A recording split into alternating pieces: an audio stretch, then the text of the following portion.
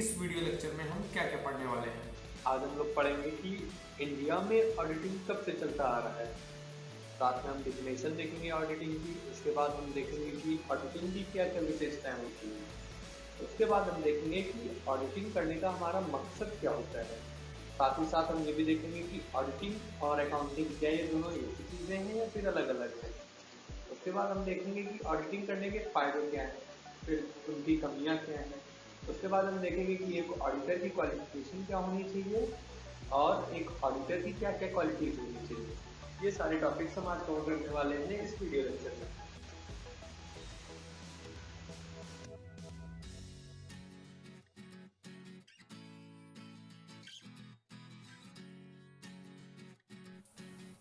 सबसे पहले हम लोग देखेंगे कि ओरिजिन कब हुई, ऑडिटिंग कब से चलता हुआ आ रहा है इंडिया में। तो ये इंडिया में नहीं बल्कि दुनिया में तब से चलता आ रहा है जब से अकाउंटिंग आया। क्योंकि जब से हम लोग अकाउंटिंग मतलब होता है कि लिखना एक फॉर्मेट में, अकाउंट में लिखना, उसे कहते हैं अकाउंटिंग। और उसकी छानबीन करना, तो जब से अकाउंट लिखा जा रहा है तब से छानबीन भी करते हुए लोग आ रहे हैं। थोड़ा सा डिफरेंस है छानबीन और ऑडिटिंग में, इन्वेस्टिगेशन और ऑडिटिंग में थोड़ा सा अंतर है। लेकिन अभी के लिए आप ये मान के चलो कि ऑडिटिंग मतलब होता है छानबीन करना। तो इसमें कुछ खास करना नहीं है, आपको बस जाके देखना है कि गलतियां कहाँ पे हुई हैं, सुधारा कैसे जा सकता है, किसी ने फ्रॉड करने की तो कोशिश नहीं की है। इस तरीके के ऑडिटिंग में आपको एस्पेक्ट्स देखने को मिलेंगे। तो रही बात ओरिजिन की, तो इंडिया में आप वेदों में देखोगे तो वेदों में भी अकाउंटिंग का और ऑडिटिंग का दोनों का जिक्र किया हुआ है। अगर आप कौटिल्य के अर्थशास्त्र में भी देखोगे तो भी आप पाओगे कि नहीं, अकाउंटिंग ऑडिटिंग तब के जमाने से चलती हुई चली आ रही है। अकाउंटिंग कोई आज की, अकाउंटिंग और ऑडिटिंग कोई आज का बनाया हुआ चीज़ नहीं है। ये बहुत पहले से, जब से व्यापार है, व्यापार कब से है, सदियों से चलता हुआ आ रहा है। उसकी कोई एक फिक्स डेट नहीं है कि तब से चलता हुआ आ रहा है। तो आप अपने स्क्रीन पर देख सकते हो, in India auditing was from the very beginning of accounting era. In fact, in all over the world, auditing and accounting evolved at the same time. In early days, owner of the business used to listen the accounting records to do audit. तो पहले के ज़माने में क्या होता था कि जो सारे के सारे लोग होते थे वो अकाउंट्स चेक नहीं करते थे, वो एक सुनते थे। वो अकाउंट्स ऑडिट अभी तो प्रोफेशनल हो गया है कि लोग जाके चेक करते हैं, प्रोफेशनल एक वे हो गया है। लेकिन पहले वो लोग सुनते थे, उसे ही ऑडिटिंग कहते हैं। तो आगे आप देख सकते हो कि the Vedas contains reference to accounting and auditing. Even Kautilya focused on importance of accounting and auditing in Arthashastra. जैसा कि मैंने आपको बताया कि अकाउंटिंग और ऑडिटिंग ये आज से नहीं, बहुत पहले से चलते हुए आ रहे हैं। अगर आपको एग्ज़ाम में ये पूछा जाएगा 5 मार्क्स का, तो आपको इसमें थोड़े से पॉइंट और अपने मन से ऐड कर देने हैं, रिलेवेंट पॉइंट थोड़े से और बड़ा कर देना है। लेकिन 2 या 3 मार्क्स के लिए पूछा जाता है तो इतना टेक्स्ट आपके लिए सफिशिएंट होना चाहिए। अब देखते हैं कि डिफिनेशन ऑफ ऑडिटिंग। ऑडिटिंग की डिफिनेशन बहुत लोगों ने दी है, जैसे मिस्टर लॉरेंस ने दी है, टेलर एंड पेरी ने दी है, और institute of chartered accountant of India ने दी है। बहुत लोगों ने दी है, लेकिन हमें देखना किसकी है डिफिनेशन, हमें देखनी है institute of chartered accountant of India की देखनी है। क्योंकि हमें हमारे टैक्स के सारे रूल्स गवर्न होते हैं ICAI के जरिए। तो अगर मुझे डिफिनेशन भी देखनी है ऑडिटिंग की, क्योंकि मैं ऑडिटिंग करने जाऊंगा तो मुझे डिफिनेशन मालूम होनी चाहिए ऑडिटिंग की, ICAI की। तो इसलिए हम लोग ICAI की डिफिनेशन देखेंगे, बाकी लोगों की डिफिनेशन में अपना समय बर्बाद नहीं करेंगे। जैसा मैंने आपको बताया कि स्पाइसर एंड स्पेटलर ने भी ये डिफिनेशन दी हुई है, लॉरेंस आर डिक्सी ने दी हुई है, टेलर एंड पेरी ने दी हुई है। लेकिन हमें देखनी है किसकी, institute of chartered accountant of India की। तो हम वो डिफिनेशन देखते हैं।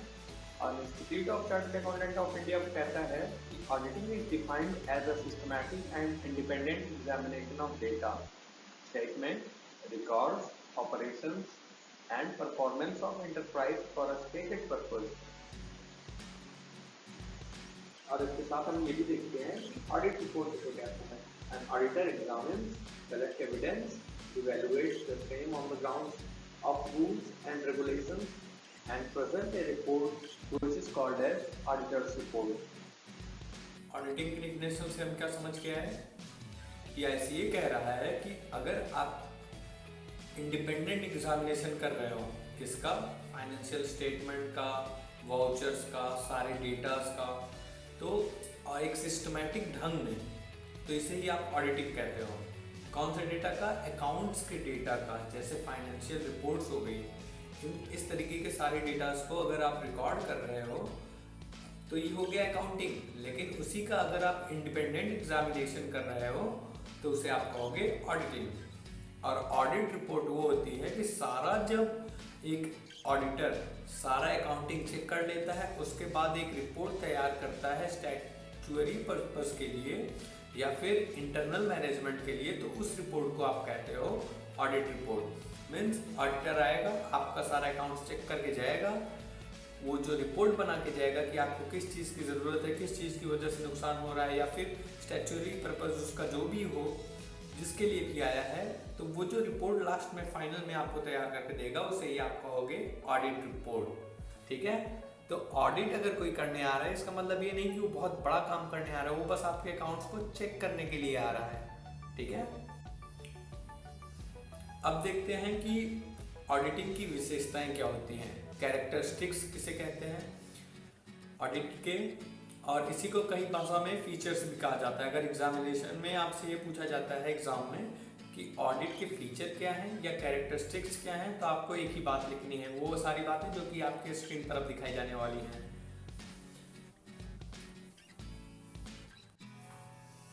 कैरेक्टरिस्टिक्स फीचर्स ऑफ ऑडिटिंग में पहला पॉइंट है, it is systematic and scientific examination of books. जी हाँ, ये एक सिस्टम में किया जाता है ऑडिट। इसमें बहुत सारे रूल्स रेगुलेशंस होते हैं जो कि जिसकी वजह से इसे आप साइंटिफिक कहते हो। तो ये एक सिस्टमैटिक और साइंटिफिक एग्जामिनेशन है बुक्स का, मीन्स अकाउंट्स की बुक का जो साइंटिफिक एग्जामिनेशन करता है, जो सिस्टमैटिक उसको चेक करता है, उसे ही ऑडिटिंग कहते हैं। दूसरा पॉइंट ये है कि auditor may be outside from the business और may be inside from the business और बोथ। तो जो ऑडिटर होता है वो ये भी हो सकता है कि वो आपका इंटरनल ऑडिटर हो। ऑडिटर के कितने टाइप्स होते हैं ये हम आने वाले वीडियो लेक्चर में ज़रूर पढ़ेंगे, लेकिन अभी के लिए फ़िलहाल ये आप जान लो कि ऑडिटर आपकी कंपनी के अंदर से आके ऑडिट कर सकता है और बाहर से भी आप एक ऑडिटर हायर कर सकते हो जो कि आपकी कंपनी का ऑडिट करेगा। कोई ऐसा रूल्स नहीं है कि ऑडिट करने के लिए इंटरनल ही होना चाहिए या एक्सटर्नल होना चाहिए फॉर इंटरनल ऑडिट। और उसके बाद तीसरा पॉइंट ये निकल कर आता है कि it find out whether there is manipulation of accounts is done और नॉट। जो ऑडिटिंग प्रोसीजर है ये इस बात का पता लगाता है कि क्या आपके अकाउंट्स में किसी तरीके की कोई आपने गलत, जैसे एसेट्स की वैल्यू बढ़ा दी है या एसेट्स की वैल्यू घटा के लिखे हैं आपने, इस तरीके का जो मैनिपुलेशन होता है अकाउंट्स का, वो ये पकड़ के निकालता है ऑडिटिंग कि ये कहाँ पर किया गया है। और इसका अगला पॉइंट है कि it extract the failure reason और succeed reason for a business vouchers, documents, informations and explanations received from higher authorities is raw material for this purpose, means for this process. इसका मतलब ये है कि जब भी जो बिजनेस का फेलियर का रीजन है या फिर जो बिजनेस का कामयाब होने का जो रीजन है उसमें कितनी परसेंट की सच्चाई है, जो भी इंफॉर्मेशन मिली है हायर अथॉरिटीज से क्या वो सही है या नहीं है, ये सारे जो फैक्ट होते हैं, ये सारे फैक्ट जैसे वाउचर, डॉक्यूमेंट्स और जो हायर अथॉरिटीज हमें इंफॉर्मेशन देती है, ये सारे ऑडिटिंग के रॉ मटेरियल्स मीन्स बेसिक चीज़ें हैं, ये सारी चीज़ें चाहिए ही चाहिए। उसके बाद आता है the auditor has to inspect, compare, check, review, scrutinize the vouchers of the transactions and examination of it. जो ऑडिटर होता है वो एक छानबीन करता है, वो पिछले साल से इस साल की तुलना करता है, आपके कॉम्पिटिटर से आपकी तुलना करता है कि क्या आपको बदलाव लाने की ज़रूरत है, वो चेक करता है आपके डॉक्यूमेंट्स, वो रिव्यू देता है आपके डॉक्यूमेंट्स पर, आपकी बैलेंस शीट पर कि क्या आपकी कमियां हैं, क्या आपको प्लस पॉइंट है, वो स्क्रूटिनाइज करता है वाउचर्स को, ट्रांजेक्शन्स को। ये देखता है कि क्या कोई ट्रांजेक्शन्स ऐसा तो नहीं है जो कि हुआ ही नहीं है या फिर कंप्लीट नहीं है, उसकी कंप्लीसिटी देखता है। तो ये सारी विशेषताएं हो गई हमारी ऑडिटिंग की। अब देखते हैं कि ऑडिटिंग करने का पर्पस क्या होता है, क्योंकि आप ऑडिट करा रहे हो, उसका ऑब्जेक्टिव क्या है, उसका पर्पस क्या है। तो एक ऑडिटिंग प्रोसेस का क्या क्या पर्पस हो सकता है, आइए देखते हैं। तो जैसा आप स्क्रीन पर अपने देख पा रहे हो कि ऑडिटिंग प्रोसीजर को 3 पार्ट में डिवाइड किया गया है। ऑडिटिंग का 3 ऑब्जेक्टिव होता है, पहला प्राइमरी, दूसरा सेकेंडरी और तीसरा स्पेसिफिक। जो प्राइमरी और सेकेंडरी है ये तो मेन ऑब्जेक्टिव है, स्पेसिफिक मेन नहीं, वो अदर ऑब्जेक्टिव आप खुद से कह सकते हो। तो आप प्राइमरी ऑब्जेक्टिव्स क्या है ये अपनी स्क्रीन पर देख पा रहे होंगे कि पहला प्राइमरी ऑब्जेक्टिव है ऑडिटिंग का, analysing the internal system of checking of documents. तो जी हाँ, ये एनालाइज करता है, ये पता लगाता है कि क्या जो जिस फॉर्मेट में रिकॉर्ड हो रहा है अकाउंट्स, जो सिस्टम में चेक किया जा रहा है अकाउंट्स को, क्या वो प्रोसीजर सही है या नहीं है। तो सबसे पहला काम तो इसका यही होता है। दूसरा काम क्या होता है, चेकिंग ऑफ अरिथमेटिकल एक्यूरेसी। तो कई बार ऐसा होता है कि छोटे मोटे जो अकाउंटेंट्स होते हैं वो अरिथमेटिकल कैलकुलेशन में गड़बड़ी कर देते हैं। तो इसका मेन एक काम ये भी होता है कि वो उन कैलकुलेशन को मिलाए और उनको देखे कि उसमें कहीं गुणा भाग करने में तो कोई गलती नहीं हो गई है, जोड़ घटाव में तो कोई गलती नहीं हो गई है। उसका तीसरा ऑब्जेक्टिव देखते हैं, verifying the post of all accounts. तो ये भी एक बहुत इंपॉर्टेंट एस्पेक्ट है ऑडिटिंग का, कि वो देखता है कि क्योंकि कई बार ऐसा होता है जैसे कि आपका अकाउंट्स का जो ट्रांजैक्शन हुआ है उसका जर्नल एंट्री ऐसा होना चाहिए, cash account debit to Ramesh account, लेकिन आपने एंट्री कर दिया उल्टा। तो ऑडिटर की ये भी जिम्मेदारी होती है कि आपने वो एंट्री कहाँ पर गलत की है, उस बात का भी पता लगाने की ऑडिटर की ही जिम्मेदारी होती है। चौथा पॉइंट देखते हैं कि verifying the correctness and completeness of transactions. चौथा पॉइंट बहुत सही पॉइंट है, वो वेरीफाई करता है। जैसे कई बार ऐसा होता है, कई बिजनेस एंटिटी में लोग ऐसा करते हैं, अपने कंपनी की रेपुटेशन बढ़ाने के लिए फॉल्स ट्रांजैक्शन दिखा देते हैं कि मैंने इस कंपनी से इतने लाखों का ट्रांजैक्शन किया। तो ऑडिटर की ये भी एक रिस्पॉन्सिबिलिटी है कि वो चेक करे कि भाई वो ट्रांजैक्शन सचमुच हुआ है या नहीं, और हुआ है तो क्या वो कंप्लीट हुआ है या आधे में ही उसे छोड़ दिया गया है। तो ये भी ऑडिटर की ही रिस्पॉन्सिबिलिटी होती है इस पॉइंट को चेक करने के लिए। अब पांचवा पॉइंट देखते हैं, differentiate the capital and revenue nature of transactions. ये जनरली जो छोटे मोटे अकाउंटेंट होते हैं वो नहीं कर पाते हैं डिफरेंशिएट कि कैपिटल रेवेन्यू का कौन सा कौन सा जो एक्सपेंडिचर है वो कौन से नेचर का है, कैपिटल नेचर का है या रेवेन्यू नेचर का है। तो इसकी वजह से वो डेटा इधर उधर लिख देते हैं, प्रॉपर सही जगह पे सही फॉर्मेट में नहीं लिखते हैं, जिसकी वजह से कंपनी के प्रॉफिट और लॉस पे इसका काफ़ी नुकसान पड़ता है, मीन्स काफ़ी प्रभाव पड़ता है। तो ऑडिटर की ये भी एक रिस्पॉन्सिबिलिटी बनती है कि वो देखे कि जो इसके ट्रांजैक्शन हुए हैं उसका नेचर कैपिटल था या रेवेन्यू था। तो ये भी एक ऑडिटर की रिस्पॉन्सिबिलिटी है। अगला 6th पॉइंट देखते हैं कि क्या है। 6th पॉइंट ये है, confirming the existence and value of the assets. कई बार बिजनेस के अकाउंटेंट्स ऐसा करते हैं कि जो एसेट रहता है उसकी वैल्यू या तो बढ़ा के दिखाएंगे या तो घटा के दिखाएंगे, जिसे कहते हैं मैनिपुलेशन ऑफ अकाउंट्स। तो कई बार क्या होता है कि अकाउंटेंट्स एसेट्स की वैल्यू घटा दिए या फिर बढ़ा दिए, तो इसकी वजह से उन्होंने टैक्स की चोरी की सपोज।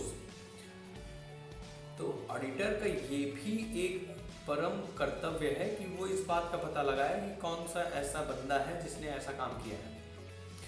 तो ये भी एक ऑडिटर की ही रिस्पॉन्सिबिलिटी है कि वो चेक करके बताए।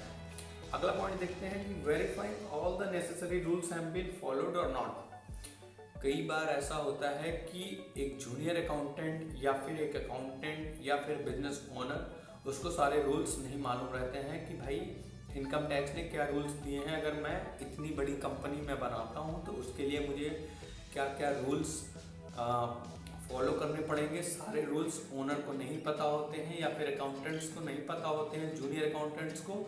जो ऑडिटर होता है उसे पता होता है, क्योंकि वो एक चार्टर्ड अकाउंटेंट होता है। तो अब आता है सेकेंडरी ऑब्जेक्टिव। ऑडिटिंग का सेकेंडरी ऑब्जेक्टिव क्या है? ऑडिटिंग का सेकेंडरी ऑब्जेक्टिव है prevention and detection of errors and fraud. यही दो काम है कि वो प्रिवेंट करेगा, रोकेगा और वो निकालेगा उस अकाउंट्स के डेटा में से वो गलती और वो फ्रॉड जहाँ पर फ्रॉड हुआ है। क्योंकि कई बार ऐसा होता है कि अकाउंट्स में एरर होती है, मीन्स कई बार गलती से, जानबूझ के नहीं, गलती से आदमी ने गलत एंट्री कर दी हुई है। तो ऑडिटर का ये की जिम्मेदारी है कि वो खोज के पता लगाए कि कहाँ पर गलती हुई है। ठीक है, उसके साथ साथ उसकी ये भी जिम्मेदारी होती है कि कहीं फ्रॉड तो नहीं हो रहा है। अगर फ्रॉड हो रहा है तो उसे कैसे रोका जाए। तो ये दोनों उसके होते हैं सेकेंडरी ऑब्जेक्टिव। स्पेसिफिक ऑब्जेक्टिव क्या होता है?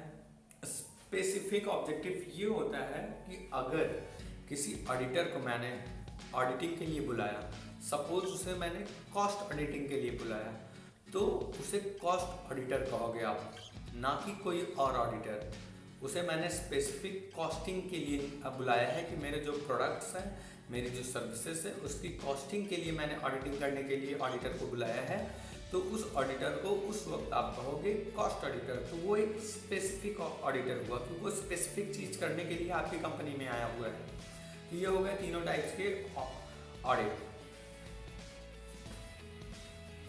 हमारा अगला टॉपिक है कि अकाउंट्स में, अकाउंटिंग में और ऑडिटिंग में क्या डिफरेंस है, क्योंकि दोनों अलग अलग चीज़ें हैं। जैसे अकाउंट्स में लिखने को आप कहोगे अकाउंटिंग, और उसी की छानबीन को, मीन्स इन्वेस्टिगेशन से थोड़ा अलग है। लगभग इन्वेस्टिगेशन ही आप इसे कह सकते हो, लेकिन इन्वेस्टिगेशन से थोड़ा अलग है, इसे कहते हैं ऑडिटिंग। इसका क्या डिफरेंस है एग्जैक्ट आपको समझाने के लिए मैंने एक चार्ट बनाया हुआ है, आप अपनी स्क्रीन पर देख सकते हो, जिसमें एक तरफ मैंने लिखा है पॉइंट्स ऑफ डिफरेंसेस अकाउंटिंग और ऑडिटिंग। तो पहला पॉइंट है कि मीनिंग। तो भाई मीनिंग में क्या डिफरेंस है अकाउंटिंग और ऑडिटिंग की? तो अकाउंटिंग का मतलब होता है it is recording all the day by day transactions in the books of accounts. तो अकाउंटिंग का मतलब होता है कि जो डेली ट्रांजैक्शंस हो रहे हैं उससे आप जो अकाउंट्स की बुक में लिखते हो उसे ही अकाउंटिंग कहते हो। और ऑडिटिंग क्या होता है? Auditing is the examination of transactions recorded. तो जो आपने अकाउंटिंग की, जो डेटा रिकॉर्ड किया, उसी के एग्जामिनेशन को आप कहोगे ऑडिटिंग। तो ये हो गया पहला डिफरेंस। दूसरा डिफरेंस कंसर्न। तो ये देखना है कि अकाउंटिंग किस चीज़ से कंसर्न है और ऑडिटिंग किस चीज़ से कंसर्न है। तो अकाउंटिंग की देखा जाए तो it is concern with preparation of financial statement. तो अकाउंटिंग का जो मेन मुद्दा है वो है फाइनेंशियल स्टेटमेंट बनाना, लेकिन ऑडिटिंग का ये मेन मुद्दा नहीं है। ऑडिटिंग का मेन मुद्दा है it is concern with correctness of financial statement. इसका मेन मुद्दा है फाइनेंशियल स्टेटमेंट बनाना नहीं, बल्कि उसकी गलतियां सुधारना, वो कितना सही व्यू दे रहा है, ये जिम्मेदारी होती है ऑडिटिंग की। अब तीसरा point difference, third point of difference देखते हैं, जो कि है ऑब्जेक्ट। तो अकाउंटिंग का क्या ऑब्जेक्टिव होता है? Its objective is to ascertain trading results. तो अकाउंटिंग करने का मेन मुद्दा ये भी होता है कि भाई हमारा जो बिजनेस है वो प्रॉफिट दे रहा है कि लॉस दे रहा है, किस टाइप का वो हमें रिटर्न दे रहा है, ये होता है अकाउंटिंग का ऑब्जेक्टिव। लेकिन ऑडिटिंग का ऑब्जेक्टिव होता है कि क्या जो फाइनेंशियल रिजल्ट्स हैं इस कंपनी के या इस एंटिटी के, वो सही है या गलत है। क्या वो अपना फॉल्स प्रॉफिट दिखा रहा है या वो अपना सही प्रॉफिट दिखा रहा है। तो ये सर्टिफाई करता है एक ऑडिटर अपनी ऑडिट रिपोर्ट में। अब अगला पॉइंट ऑफ डिफरेंस ये है कि स्टार्टिंग पॉइंट। तो भाई अकाउंट्स कब स्टार्ट होता है, अकाउंटिंग कब स्टार्ट होती है? ये तब स्टार्ट होती है जब बुक कीपिंग खत्म होती है। बुक कीपिंग जब खत्म होती है तब हमारी अकाउंटिंग स्टार्ट होती है, लेकिन ऑडिटिंग तब स्टार्ट होती है जब अकाउंटिंग खत्म होती है। तो आप समझ लो, पहला प्रोसीजर बुक कीपिंग खत्म, अकाउंटिंग चालू। दूसरा प्रोसीजर अकाउंटिंग चालू, अकाउंटिंग खत्म। तीसरा प्रोसीजर ऑडिटिंग चालू। तो ये हो गया चौथा पॉइंट ऑफ डिफरेंस। पांचवा पॉइंट ऑफ डिफरेंस है कि स्कोप, अकाउंटिंग का क्या स्कोप है और ऑडिटिंग का क्या स्कोप है। जो अकाउंटिंग का स्कोप है वो सिर्फ अकाउंट्स लिखने तक ही है, अकाउंट्स में एंट्री करने तक ही एक अकाउंटेंट का स्कोप होता है, बल्कि ऑडिटिंग में एक ऑडिटर का स्कोप सिर्फ बुक्स ऑफ अकाउंट्स तक ही नहीं सीमित रहता, वह इसके बाहर भी जाकर एक रिपोर्ट बनाता है जिसे ऑडिट रिपोर्ट कहते हैं। तो आप देख सकते हो कि ऑडिटिंग का जो स्कोप है वो छोटा है, बल्कि ऑडिटर का जो स्कोप है वो बड़ा है। अब देखो क्वालिफिकेशन क्या होनी चाहिए अकाउंटिंग की, अकाउंटेंट की और एक ऑडिटर की। तो अकाउंटिंग में एक an accountant do not need to hold a specific degree. तो जैसे आप देख सकते हो कई सारे बीकॉम ग्रेजुएट्स या फिर आप बीकॉम अपीयरिंग स्टूडेंट्स को देख सकते हो, वो अकाउंटेंट का काम करते हैं छोटी छोटी कंपनियों में, लेकिन ऑडिट वो नहीं कर सकते। ऑडिट वही बंदा कर सकता है जिसके पास प्रोफेशनल डिग्री हो, जैसे कि सीए फ्रॉम ICAI। और एक last point of difference in दोनों में, ऑडिटिंग और अकाउंटिंग में, कि जो बंदा अकाउंट्स करता है उसे हम कहते हैं अकाउंटेंट, और जो बंदा ऑडिट करता है उसे हम कहते हैं ऑडिटर। तो ये सारे के सारे पॉइंट ऑफ डिफरेंस आप देख सकते हो, जो कि अगर आपके एग्जाम में पूछा जाता है 5 मार्क्स का, आपने लिखा है 7-8 पॉइंट, कहीं भी आपका मार्क्स 1 मार्क्स भी कहीं नहीं गया हुआ है। तो इसके साथ साथ अब हम देखते हैं कि एडवांटेज क्या है, ऑडिटिंग के एडवांटेज क्या है। तो ऑडिट का जो फायदा होता है वो किसी एक बंदे को नहीं मिलता, किसी एक आदमी को, किसी एक एंटिटी को नहीं मिलता, वो मिलता है 3 एंटिटी को। मैंने 3 पार्ट में डिवाइड किया है। पहला, बिजनेसमैन को इसका प्रॉफिट मिलता है ऑडिटिंग का। दूसरा, जिन्होंने आपकी कंपनी में इन्वेस्ट किया है मीन्स इन्वेस्टर्स, उनको इसका प्रॉफिट मिलता है। और एक तीसरी कैटेगरी डिफाइन की गई है अदर्स के लिए। तो इस चार्ट को मैंने जो बनाया है, इसको आप जब देखोगे, पढ़ोगे, आपको पूरी तरीके से समझ में आ जाएगा। तो आइए चलिए इस चार्ट की तरफ देखते हैं। तो जैसा मैंने आपको कहा कि businessman points of view, investor points of view and other advantages of audit. तो भाई बिजनेसमैन का क्या क्या भाई इससे फायदा है ऑडिट से। तो बिजनेसमैन का ये फायदा है, पहला फायदा है detection of error and fraud, कि उसकी कंपनी में अगर कोई गलती हुई है अकाउंट्स में या फिर कोई फ्रॉड हुआ है तो उसका पता उसे चल जाएगा। दूसरा पॉइंट है लोन्स फ्रॉम बैंक, अगर किसी कंपनी का ऑडिट हुआ है तो उसको लोन बैंक से आसानी से मिल जाता है, ये एक फायदा हुआ। किसी कंपनी का ऑडिट पर ईयर हो रहा है बहुत अच्छे से, इसका मतलब ही है कि वो कंपनी करोड़ों में खेल रही है। ये एक तरीके का रेपुटेशन बनाता है मार्केट में आपकी कंपनी का, कि अगर आप प्रॉपर ऑडिट करवा रहे हो हर साल तो वो एक बहुत बढ़िया रेपुटेशन क्रिएट करता है मार्केट में आपकी। चौथा पॉइंट आप देख सकते हो कि प्रॉपर वैल्यूएशन ऑफ एसेट्स। तो एसेट्स की जो वैल्यू है वो किस बेस पे लिखी जानी चाहिए, मार्केट वैल्यू पे लिखी जानी चाहिए या फिर परचेज प्राइस उसकी लिखी जानी चाहिए, किस वैल्यू पे लिखी जानी चाहिए, वो प्रॉपर वैल्यूएशन आपको ऑडिट करके देता है। और पांचवा पॉइंट, गवर्नमेंट एक्सेप्टेंस। अगर आप अपनी कंपनी का ऑडिट करवा रहे हो तो गवर्नमेंट उसकी मान्यता देता है कि हाँ भाई तुम ऑडिट करवा रहे हो, ये गवर्नमेंट अप्रूव्ड है।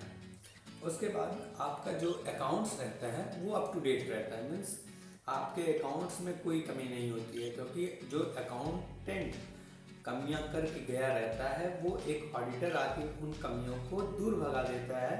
तो ये एक और पॉइंट है, सजेशन फॉर इम्प्रूवमेंट। तो कहाँ पे कमी हो रही है इस चीज़ का सजेशन भी ऑडिटर एक ऑडिट रिपोर्ट में देता है कि आपका ये जो एरिया है ये नुकसान कर रहा है या ये प्रॉफिट दे रहा है, तो वो सजेशन देता है कि आप इससे भी आप बेहतर कर सकते हो या फिर इस बुरे को आप अच्छा बना सकते हो, अच्छे को और अच्छा बना सकते हो और बहुत अच्छे को आप बेस्ट बना सकते हो। तो वो सजेशन का इम्प्रूवमेंट देता है। तो ये तो पॉइंट हो गया कि बिजनेसमैन, ये तो पॉइंट हो गया कि बिजनेसमैन के लिए ये कैसे ज़रूरी है। अब देखते हैं कि इन्वेस्टर को क्या क्या फ़ायदा होता है इससे। तो इन्वेस्टर को होता है कि प्रोटेक्ट्स इंटरेस्ट। तो जो इन्वेस्टर का जो दिमाग रहता है वो एक अपने आप में बहुत ही उतावला रहता है, क्योंकि इन्वेस्टर ने आपकी कंपनी में पैसा किया, उसने इन्वेस्ट अपने ऊपर ना करके आपके ऊपर विश्वास किया है। और अगर आपकी कंपनी का ऑडिट बार बार हो रहा है तो उसे मन में तसल्ली रहती है कि हाँ भाई ये कंपनी जेन्युइन है, मेरे पैसे कहीं नहीं जाने वाले हैं। उसका अगला ये होता है कि moral check. Moral check means उसका ऑडिट से ये कि एक मोरली उसको इम्पैक्ट पड़ता रहता है कि यार नहीं, ऑडिट हो रहा है मीन्स ये कंपनी एकदम सही ट्रैक पे है, मेरा पैसा कहीं नहीं गया हुआ है, क्योंकि गवर्नमेंट भी इसे अप्रूवल दे रही है। तो ये होता है investor point of view advantage audit का। थर्ड पॉइंट है प्रॉपर वैल्यूएशन ऑफ इन्वेस्टमेंट। तो उसने कितने पैसे इन्वेस्ट किए हैं, कितने रुपए इन्वेस्ट किए हैं वहाँ पर, तो उसकी कितनी वैल्यू उससे वापस मिलेगी। तो वो वैल्यूएशन इन्वेस्ट करता है, जैसे 2 गुना मिली, 3 गुना मिली, 1.5 गुना मिली, आधी मिली, तो प्रॉपर वैल्यूएशन ऑडिट करके देता है इन्वेस्टर के लिए कि आपकी जो इन्वेस्टमेंट है उसका रिटर्न आपको किस रेशियो में मिलने वाला है। चौथा पॉइंट है गुड सिक्योरिटी। आपके जो माल इन्वेस्टर ने इन्वेस्ट किया रहता है, जिस माल में इन्वेस्ट किया रहता है, उसकी एक तरीके से सिक्योरिटी हो जाती है कि गवर्नमेंट अप्रूव्ड ऑडिट हुई है। तो मैंने जिस भी गुड्स पे अपने इन्वेस्टमेंट की है, मुझे उसके लिए चिंता करने की कोई ज़रूरत नहीं है। तो ये हो गया चौथा point. Investor points of view से आप 4 पॉइंट ये निकालते हैं। अब अदर्स में आप देख लो क्या क्या अदर्स फायदे का क्या क्या और दूसरे क्या क्या फायदे हैं ऑडिट के। Evaluation of financial status means financial status क्या है कंपनी का। फाइनेंशियल स्टेटस एक ऑडिट रिपोर्ट ही बयां करती है किसी भी कंपनी का।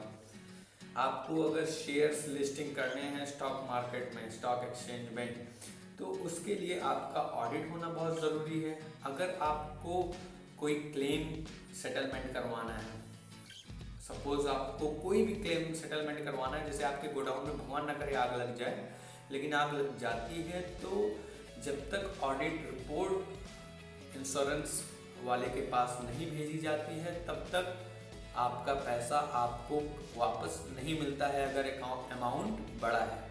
तो उसके लिए ऑडिट रिपोर्ट बहुत ज़रूरी है। अगला पॉइंट ये है एविडेंस इन कोर्ट। अगर कल को कुछ खुदा न खास्ता आपकी बिजनेस में कोई दिक्कत आ जाती है, कोई बंदा आके कहता है नहीं ये कंपनी तो बिल्कुल ठीक नहीं है, तो आप ऑडिट रिपोर्ट को एज अ एविडेंस कोर्ट में पेश कर सकते हो, ये दिखाकर कि नहीं वी आर जेन्युइन। तो ये भी एक अदर एडवांटेज है। Settlements of account. कई बार अकाउंट सेटल नहीं होते रहते हैं किसी चीज़ों की दिक्कत की वजह से, कई बार कुछ डेटा की मिसरिप्रेजेंटेशन की वजह से, कई बार डेटा मिस हो जाता है, उस वजह से अकाउंट सेटल नहीं हो पाता है। तो ऑडिटर जब आता है तो उस अकाउंट्स को कैसे सेटल करना है, क्या रूल्स रेगुलेशंस है, उसे तो पता ही होते हैं, तो वो आके उसे अप्लाई करता है और उस अकाउंट्स का सेटलमेंट करता है।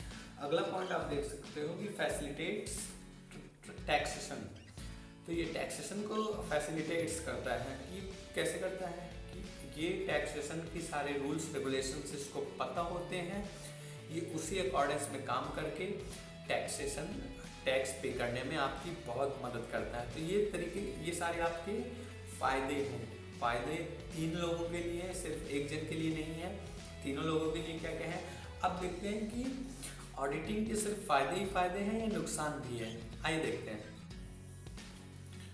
कमियां, लिमिटेशंस, क्या क्या लिमिटेशंस हैं ऑडिटिंग की। तो सबसे पहला लिमिटेशन ये है कि ऑडिट में सारा डेटा चेक नहीं किया जा सकता। जी हाँ, ऑडिट में सारा डेटा चेक नहीं किया जा सकता, क्योंकि आप छोटी भी कंपनी में जाओगे तो एक दिन में देखोगे 500 ट्रांजेक्शन्स हो रहे हैं। तो अगर किसी कंपनी का साल भर का ऑडिट हो रहा है, तो कैसे कोई बंदा सारा डेटा चेक करेगा वापस से। आप ज़रा सोचो, आप ही खुद एक ऑडिटर हो सपोज, और आप जाते हो किसी कंपनी में जहाँ पे एक दिन का 500 ट्रांजेक्शन होता है और 365 दिन का आपको डेटा चेक करना है, आप कैसे कर पाओगे। तो उसके लिए ऑडिटर्स को कुछ ट्रिक्स बताई जाती हैं कि आपको ये कैलकुलेट करना है, ये कैलकुलेट करना है, फिर क्रॉस वेरिफिकेशन करना है। अगर गलती आ रही है तो इसका मतलब इस अकाउंट्स में कहीं गड़बड़ हुई है। तो इसका पहला ये कमी है कि सारा डिटेल्स में अकाउंट्स चेक नहीं किया जा सकता। दूसरा पॉइंट ये है कि इसमें हमें दूसरों की एक्सप्लेनेशंस पे डिपेंड रहना पड़ता है। क्यों डिपेंड रहना पड़ता है? क्योंकि बहुत सारा ऐसा फॉर्मूला है ऑडिटिंग का जिसमें आप लोगों से, जैसे आपने देखा कि आपको कुछ गड़बड़ी लग रही है कि भाई ये अकाउंट्स यहाँ पे क्यों लिखा गया है। आपने पूछा अकाउंटेंट से, उस कंपनी के अकाउंटेंट में, कि भाई ये वाला यहाँ पे क्यों लिखा गया है। तो आपको बहुत सारी चीज़ें सामने वाले की इंफॉर्मेशन पे भी डिपेंड रहना पड़ता है। तो ये कमी है एक ऑडिटिंग की। तीसरा कमी ये है कि इसमें आपके झगड़े हो जाते हैं, कॉन्फ्लिक्ट विद अदर्स। मारपीट नहीं, मीन्स आपकी डिबेट होती है लोगों से। अगर आप जाके किसी की कंपनी में, एक अकाउंटेंट सालों से वहाँ पे अकाउंट्स देख रहा है और अगर वो आप उससे जाते हो, बहुत सवाल जवाब करते हो, तो कई बार ऐसा चांसेस बनते हैं कि आप दोनों के बीच में झगड़ा हो जाते हैं। क्योंकि आजकल हमारे देश में तो ऐसे लोग हैं कि उनसे ज़रा से भी आप इंक्वायरी करेंगे तो वो ऐसे आपसे रिएक्ट करेंगे, अरे हम पे विश्वास नहीं है आपको, हम इतने सालों से इस कंपनी का अकाउंट्स कर रहे हैं और आपको मुझ पर विश्वास नहीं है। तो इस तरीके के ईगो वाली बातें लेकर के बहुत सारे कन्फ्लिक्ट होने के चांसेस रहते हैं ऑडिटिंग प्रोसीजर में। तो ये भी एक तरीके की कमी है ऑडिटिंग की, कि ऑडिटिंग प्रोसीजर में लोगों से कॉन्फ्लिक्ट्स हो सकते हैं। चौथा पॉइंट ये है कि नॉन डिटेक्शन ऑफ फ्रॉड। कई बार जैसे एक अकाउंटेंट है, वो सालों से अकाउंट्स करते हुए आ रहा है, उसे अकाउंट्स की नॉलेज तो है, भले ही वो एक ऑडिटर नहीं है, लेकिन एक अकाउंटेंट बंदा है जो कि अकाउंट्स का नॉलेज है। तो वो अगर घपला करना ही चाहता है तो कई बार ऐसा होता है कि वो जो फ्रॉड उसने किया रहता है वो फ्रॉड डिटेक्ट नहीं किया जा पाता, क्योंकि डिटेल्ड चेकिंग तो होती नहीं है, डिटेल्ड चेकिंग पॉसिबल ही नहीं है। तो कई बार ऐसा होता है कि पता नहीं लग पाता कि फ्रॉड कहाँ पर हुई है। छोटी छोटी फ्रॉड्स जो होते हैं उनका पता लगाना बहुत ही मुश्किल हो जाता है। अगला पॉइंट ये है कि no assurance, only prediction about the future. Means company future में अच्छा करेगी या बुरा करेगी, इस चीज़ का कोई उनको एश्योरेंस नहीं रहता। मीन्स पक्का वो नहीं बोल पाते कि नहीं भाई पक्का गारंटी मैं बोल रहा हूँ कि आपकी कंपनी करोड़ों कमाएगी, ऐसा नहीं बोल पाते। वो खाली प्रेडिक्ट कर पाते हैं कि आने वाले साल में आपकी कंपनी प्रॉफिट में रहेगी या फिर लॉस में रहेगी। तो ये सारे प्रेडिक्शन दे पाते हैं। वो कंफर्म कोई भी बात पे स्टैम्प मार के नहीं बता सकते, आपको लिख के नहीं दे सकते कि नहीं ऐसा होने ही वाला है। अगला पॉइंट है नो कंट्रोल ओवर इन्फ्लेशन। तो इन्फ्लेशन में रेट घटते बढ़ते हैं, तो इस पे एक ऑडिटर का कंट्रोल नहीं है, इसका उस पर कोई कंट्रोल नहीं है। तो ये कमी है एक ऑडिटिंग की, तो ये भी एक कमी हो सकती है। तो इसी तरीके से आप देख सकते हो कि इतनी सारी कमियां हैं, इतने सारे फायदे हैं, फायदे ज़्यादा हैं, इसीलिए ऑडिट हम करवाते हैं। अब देखते हैं कि एक ऑडिटर की क्वालिफिकेशन क्या होनी चाहिए। क्या आप रास्ते से पकड़ के किसी भी अकाउंटेंट से आप ऑडिट करवा सकते हो? नहीं। ऑडिटिंग, एक ऑडिटर की कुछ एक क्वालिफिकेशन होनी चाहिए। क्या क्वालिफिकेशन होनी चाहिए? चार्टर्ड एक्ट 1949 ने और कंपनीज एक्ट ने ये बताया हुआ है कि auditor must be A chartered accountant. तो एक चार्टर्ड अकाउंटेंट ही ऑडिटर बन सकता है। इसको आप एग्जाम में कैसे लिखोगे ये आप अपने स्क्रीन पर देख सकते हो कि according to ICAI auditor must possess certain qualifications to be efficient auditor। Means efficient auditor बनने के लिए उसे कुछ qualification possess करनी चाहिए चार्टर्ड एक्ट और कंपनीज एक्ट दोनों के जरिए, कि वो एक चार्टर्ड अकाउंटेंट होना चाहिए। वो प्रैक्टिस करता रहना चाहिए कहाँ पर? इंडिविजुअल कंपनी में, partnership form, limited liability partnership में, तब जाके उसे आप ऑडिटर कहोगे। ठीक है। अब देखते हैं कि क्वालिटीज़ क्या होनी चाहिए कि एक जो बंदा है, जो ऑडिटर है, उसकी क्वालिटी, ये तो क्वालिफिकेशन हो गई कि उसको चार्टर्ड अकाउंटेंट होना चाहिए, लेकिन अब क्वालिटीज़ क्या क्या होनी चाहिए कि हम देखते हैं। पहला क्वालिटीज़ है प्रोफेशनल क्वालिटीज़। तो professional etiquettes, professional etiquettes means manner. तो प्रोफेशनल मैनर होना चाहिए। ये नहीं कि बाल लाल कर लिए और फटी हुई जीन्स पहन के आप ऑफिस में चले गए, ये एक प्रोफेशनल एटिकेट्स नहीं है। तो आपको इन एटिकेट्स का भी ख्याल रखना है जो कि प्रोफेशनल क्वालिटीज़ के अंडर में आते हैं। दूसरा है ऑडिटिंग नॉलेज। तो हाँ भाई ऑडिटर है तो उसे ऑडिटिंग का नॉलेज ही होना चाहिए, क्योंकि अगर नॉलेज ही नहीं है तो फिर वो ऑडिटिंग करेगा क्या। तीसरा पॉइंट ये है कि उसे अकाउंटिंग का भी नॉलेज होना चाहिए, क्योंकि वो अकाउंट्स ही चेक करने गया है। अकाउंट्स चेक करेगा तभी जब उसे आता रहेगा अकाउंटिंग। तो अकाउंटिंग का नॉलेज है, तो ये एक क्वालिटी है ऑडिटर की। अगला पॉइंट है knowledge of business law and taxation law. उसे बिजनेस लॉ और टैक्सेशन लॉ के सारे रूल्स एंड रेगुलेशंस मालूम होने चाहिए, वरना उस बिजनेस में कैसे क्या वो सुधार करेगा जब उसे रूल्स नहीं पता है कि कितना % टैक्स देना है, कैसे टैक्स बचाना है। ये सारे रूल्स अगर ही नहीं पता है उसे, तो कैसे क्या ऑडिटर हो सकता है। तो उसे नॉलेज होना चाहिए बिजनेस लॉ और टैक्सेशन लॉ का। साथ ही साथ उसे कंप्यूटर और मोबाइल एक्सपर्ट होना चाहिए। आप बुक में जाकर देखोगे तो सिर्फ आपको कंप्यूटर एक्सपर्ट मिलेगा, बट आपको मैं बता रहा हूँ कि उसे मोबाइल भी एक्सपर्ट होना चाहिए, क्योंकि आज के डेट में सारे सॉफ्टवेयर लगभग मोबाइल फ्रेंडली हो चुके हैं, या फिर आप ये कह सकते हो कि मोबाइल जो हो चुके हैं वो लैपटॉप के सिमिलर हो चुके हैं, कि सारे ऑपरेटिंग सिस्टम्स को कैच कर रहा है एंड्रॉयड मार्केट। तो एंड्रॉयड के ज़रिए भी आप अकाउंटिंग, कई लोग अपनी अकाउंटिंग करते हैं, तो अगर बंदा मोबाइल कॉम्पिटेंट नहीं है तो वो कैसे ऑडिटिंग के उस प्रोसीजर को देखेगा मोबाइल के ज़रिए। तो मोबाइल और कंप्यूटर दोनों में इफ़िशिएंट होना चाहिए आपके ऑडिटर को। तो क्वालिफिकेशंस जैसा कि मैंने बताया कि वो एक सी होना चाहिए, टैक्टफुल। हाँ, तो वो टैक्टफुल होना चाहिए। टैक्टफुल मीन्स वो बातों को कैसे सेटलमेंट करना है उसे ये आना चाहिए, क्योंकि अगर वो जैसे सपोज ऑडिटिंग करने जाएगा तो कॉन्फ्लिक्ट होने के चांसेस हैं। तो ऐसे सिचुएशन में कैसे वो अपने अकाउंटेंट से बात करके वो बात मनवाता है, बात एक्सट्रैक्ट करता है, ये सारी टैक्टिक्स उसे आनी चाहिए। अगर ये नहीं आती है तो भाई वो ऑडिटर ऑडिट कर ही नहीं पाएगा। अगला पॉइंट आप देख सकते हो कि उसे मैनेजमेंट सिस्टम का पूरा नॉलेज होना चाहिए, क्योंकि अगर मैनेजमेंट सिस्टम का उसे नॉलेज नहीं रहेगा तो उसे पता ही नहीं चलेगा कौन आदमी सच्चा है, कौन आदमी झूठा है, कैसे वो पता लगाएगा। और आती है सबसे ज़रूरी बात लास्ट में कि उसे ऑनेस्ट होना चाहिए, क्योंकि अगर वो ऑनेस्ट नहीं है तो कैसे क्या वो आपकी कंपनी का ट्रू एंड फेयर व्यू देगा। वो तो पैसे लेकर गवर्नमेंट को, टैक्सेशन डिपार्टमेंट को गुमराह करने की कोशिश करेगा। तो उसे ऑनेस्ट होना बहुत ज़रूरी है। और जो मेन मुद्दा आता है कि वो सीक्रेसी, मेंटेन सीक्रेसी, उसे सीक्रेट्स, कंपनी के जो भी अकाउंट्स हैं उनको सीक्रेट रखना आता हो। ऐसा नहीं है कि उसने देखा कि भाई इसके बैलेंस शीट में इसके ये एसेट्स हैं, गया दूसरी कंपनी में बताया साहब उसने इसने ये एसेट्स ले लिए हैं। तो ऐसा नहीं होना चाहिए। ऑडिटर ने आपकी कंपनी का अकाउंट्स देखा तो उसका ये मेन कर्तव्य होना चाहिए कि आपके अकाउंट्स की बातें किसी और की कंपनी में जाके या फिर किसी भी और थर्ड पार्टी से वो डिस्कस ना करें। और इसी के साथ आप देख सकते हो कि अगला पॉइंट कि उसे पेशेंस भी बहुत होना चाहिए, क्योंकि बहुत सारी चीज़ें ऐसा डिपेंड होती हैं अकाउंट्स में कि भाई वो आपको जो अकाउंटेंट है सपोज गुमराह करने की कोशिश करेगा। वो बोलेगा नहीं भाई इसका डेटा नहीं मिल पा रहा है, 2 दिन बाद मिलेगा। तो आपको तुरंत रिपोर्ट नहीं बना देनी है बिना उस डेटा को आए हुए। आपको पेशेंस होना है, क्योंकि यहाँ आप ऑडिट करने जा रहे हो, मीन्स छानबीन करने जा रहे हो लोगों की। लोग पहले से स्मार्ट हैं, आपको अगर उनका फ्रॉड पकड़ना है तो आपको इन सारी बातों का ध्यान बहुत ही ध्यान से रखना पड़ेगा। तो ये सारी हो गए professional qualities of an auditor.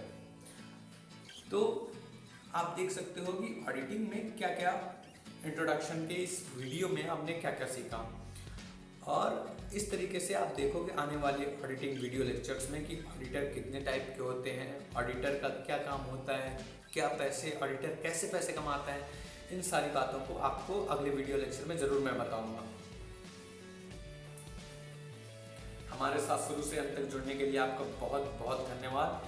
अगर आपको ये वीडियो ज़रा भी पसंद आया हो तो प्लीज़ इसे लाइक ज़रूर करें, और अगर आप अभी तक हमारे चैनल को सब्सक्राइब नहीं किए हैं तो प्लीज़ प्लीज़ प्लीज़ इसे सब्सक्राइब करें और ज़्यादा से ज़्यादा लोगों में शेयर करने की कोशिश करें, जिससे कि उन लोगों की मदद मिले, उन लोगों को भी मदद मिले कि एक्चुअल में ये जो अकाउंटिंग एस्पेक्ट्स हैं हमारी लाइफ में ये सब होते क्या हैं, इन सब सारी चीज़ों की जानकारी उन्हें मिलती रहे। आपका बहुत बहुत धन्यवाद। Keep learning, keep growing.